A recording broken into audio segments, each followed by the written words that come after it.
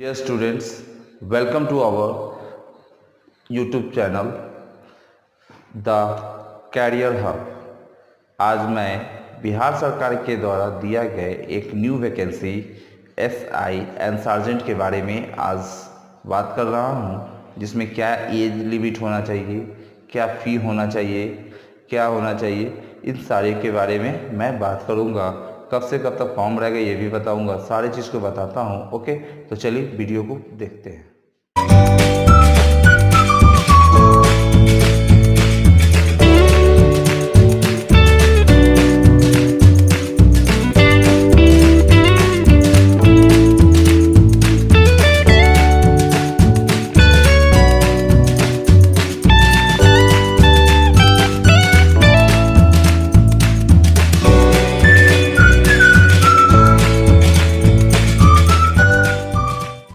Important dates के बारे में अगर हम लोग बात करें कि यह फॉर्म कब से भरा जाएगा, कि यह फॉर्म 16 अगस्त 2020 से भरा जाएगा। तो आप यह फॉर्म 16 अगस्त 2020 से लेकर 24 सितंबर 2020 के बीच में भरा जाएगा। इनके बीच में आप फॉर्म आप भर सकते हैं। उसके बाद अगर हम लोग बात कर लेते हैं, इसे भरने में आपको कितना फ़ी पे करना होगा, जो कि कहा जाता है एप्लीकेशन फ़ी। तो एप्लीकेशन फ़ी भरना होगा UR, EBC, PC, EWS वाले कैंडिडेट को 700, SC ST या फीमेल को 400।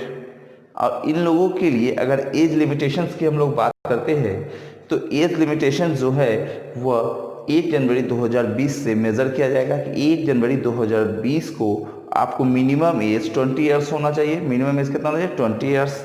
और मैक्सिमम हर के लिए अलग अलग है। जैसे मैक्सिमम में जनरल कैटेगरी में जो मेल कैंडिडेट है उनके लिए 37 years, BC EBC male candidates 40 years, UR BC और EBC के फीमेल कैंडिडेट्स के लिए 40 ईयर्स, और SC ST मेल हो या फीमेल हो दोनों के लिए 42 ईयर्स। अब बात करते हैं कि अब वैकेंसी 2 पोस्ट के लिए जो आई है SI और सर्जन के लिए, तो उसके में बात करते हैं कि कितने किसके लिए आई है। तो यहाँ पर देखेंगे SI की टोटल वैकेंसीज है 1,998 है, जिसमें SC के लिए 333, ST 17, EBC 387, BC 280, EWS 199, BC female 58 और UR के लिए 724 आया है। और इसकी में बात करते हैं अगर सार्जेंट की, तो सार्जेंट की टोटल वैकेंसी हमारी है 215 है, जिसमें SC के लिए 34, ST 2, EBC 39, EWS 21, BC 26, BC female 7 और UR 86 है। अगर हम लोग इसके एग्जामिनेशन पैटर्न्स की बात करते हैं, तो इसके एग्जामिनेशन पैटर्न की अगर हम लोग बात करते हैं, तो इसमें 3 एग्ज़ाम्स होने वाले हैं। पहला आपका होने वाला है PT, फिर मेंस, फिर फिजिकल। PT, मेंस और फिजिकल्स एग्ज़ाम्स होने वाला है। PT में आपको 100 क्वेश्चंस पूछे जाएंगे। इन 100 क्वेश्चंस जो होंगे, प्रत्येक 100 क्वेश्चंस जो होंगे वे 200 मार्क्स के मिलेंगे, यानी कि प्रत्येक क्वेश्चंस के लिए 2 अंक मिलेंगे। ये सारे questions current affairs and GS से रिलेटेड होंगे। करंट अफेयर्स में GS आएंगे। उसके बाद यहाँ से अगर आप क्वालिफाई करते हैं, तो क्वालिफाई करने के बाद आपको सेकंड स्टेज में जाना होगा, जिसके लिए मिनिमम नोटिफिकेशन के अकॉर्डिंग 20% यानी पोस्ट का 20% बुलाया जाएगा, यानी कि 20 गुना। यानी कि अगर हमारा 2200 है तो करीबन 44,000 कैंडिडेट्स को पास किया जाएगा यहाँ से मेंस के लिए। तो मेंस में जब वो आएंगे तो उनको 2 एग्ज़ाम्स यहाँ मेंस में होगा। पहला होगा 100 क्वेश्चंस का, जिसमें GS, मैथ्स और रीजनिंग आएगा। ये इम्पॉर्टेंट होता है, बट इसके लिए आपको एक 100 नंबर क्वेश्चंस के अकाउंट आएगा, जिसमें क्वालिफाइंग होता है, जिसमें हिंदी क्वालिफाइंग है। इसे पास करना इंपॉर्टेंट होता है, क्योंकि ये पास कीजिएगा तो ही आपका ये पेपर चेक होगा और आपका रिजल्ट्स क्लियर किया जाएगा। दोनों ही में अगर बात करते हैं, तो ये सब 2 क्वेश्चंस 2-2 नंबर के होंगे, यानी कि ये क्वालिफाइंग क्वेश्चंस हिंदी भी 200 का आएगा, ऊपर वाला भी 200 का आएगा। ये दोनों 200 का आएंगे। लेकिन अगर आप किसी भी क्वेश्चंस में अगर निगेटिव मार्क्स देते हैं यानी निगेटिव क्वेश्चंस मारते हैं तो निगेटिव क्वेश्चंस मारने में आपको 0.2 मार्क्स काटे जाएंगे। तो इसका कहने का मतलब ये हुआ कि 5 क्वेश्चंस पर 1 नंबर काट लिए जाएंगे। और इसी के बाद हम लोग बात करते हैं क्वालिफिकेशंस की। तो क्वालिफिकेशन क्या चाहिए, तो इसे भरने के लिए मिनिमम क्वालिफिकेशंस आपको ग्रेजुएट होने चाहिए यानी स्नातक होने चाहिए। और स्नातक भी कब के, पहले के या बाद के नहीं, जो इसने भी 1 अगस्त 2020 तक स्नातक की डिग्री प्राप्त कर ली होगी वही बंदे इस फॉर्म्स को भर सकते हैं। या तो ये भी नहीं है कि 1 अगस्त 2020 को अगर आपने पास कर लिया और आपकी मिनिमम एज इससे मैच नहीं करती है तो आप फॉर्म नहीं भर सकते हैं। पास करने के बाद इससे मैच होना चाहिए एज, उसके बाद ही आप फॉर्म भर सकते हैं। ओके, अब इसके बारे में फिजिकल एफिशिएंसी टेस्ट, जिसमें मेल कैंडिडेट के लिए हाइट कितना चाहिए, तो यूआर और बीसी के लिए 165 सेंटीमीटर, ईबीसी एससी एसटी के लिए 160 सेंटीमीटर।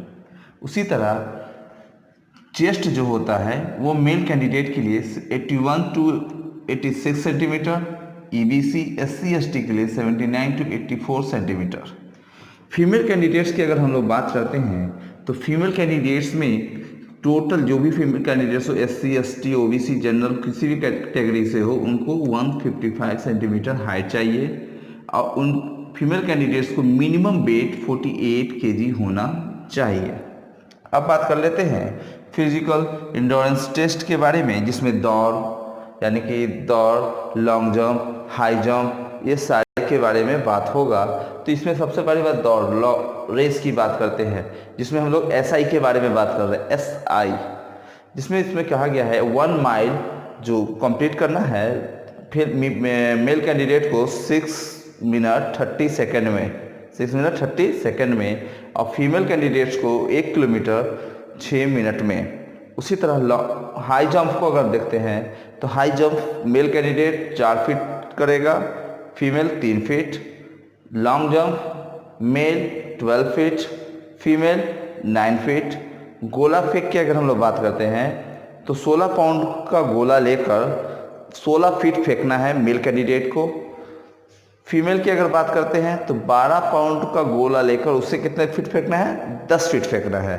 ये हो गया। इसी तरह इसमें अगर हम लोग इस सार्जेंट की अगर हम लोग बात करते हैं तो सार्जेंट में देखेंगे कि सार्जेंट का रेस एज यूजुअल ही हमारा 1 mile 6 minute 30 second, female 1 kilometre 6 minute.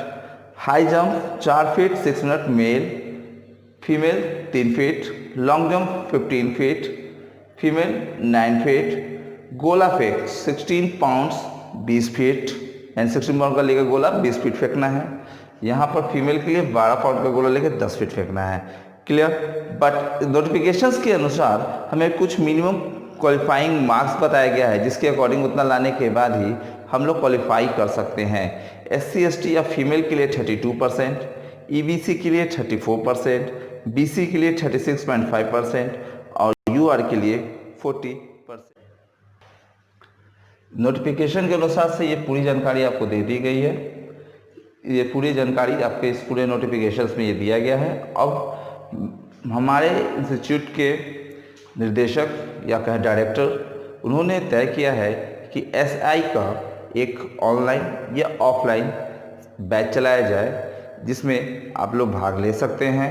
इस भाग लेने के लिए आपको हमारे डिस्क्रिप्शन बॉक्स में एक मोबाइल नंबर दिया होगा, उसमें जाकर उस मोबाइल नंबर पे आप कंसल्ट कर सकते हैं, कॉल कर या व्हाट्सएप कर, जिससे आपको उसकी पूरी जानकारी प्राप्त हो जाएगी, उसमें क्या होना है और क्या नहीं होना है, ये सारे प्रकार के। ओके, जय हिंद।